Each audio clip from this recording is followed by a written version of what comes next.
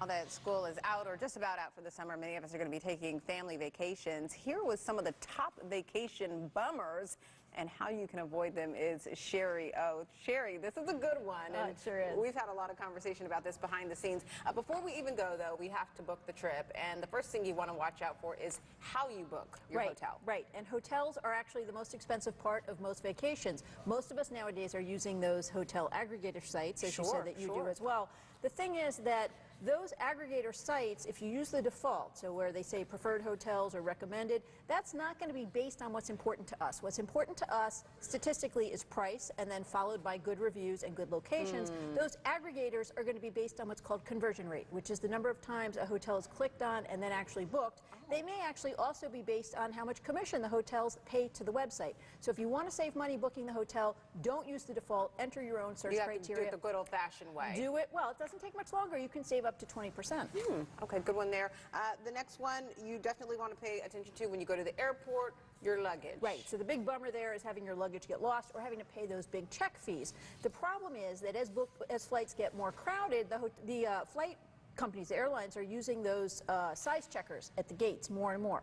And the problem with that is not all size checkers are the same. Not all luggage companies are including the wheels in the size of the luggage, so you may think you're buying luggage that will qualify, but you end up having to book at the gate. And sometimes the size requirements are changing. So, for example, some airlines are changing the allowance for the personal item. You know, you're allowed to carry on in a personal item. So the tip there, if you want to avoid the big fees or having to check, is to check the website to make sure you know the size requirements and allowances for the airline you're flying, and then measure your luggage before you leave.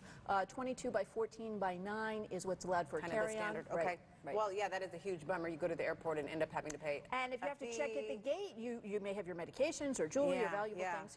Last one actually has to do with the hotel room itself. Right, this is really gross. Oh no, go ahead. Okay, so the biggest bummer on vacation is obviously getting sick. And the germiest place that most people are going to be is actually your hotel room.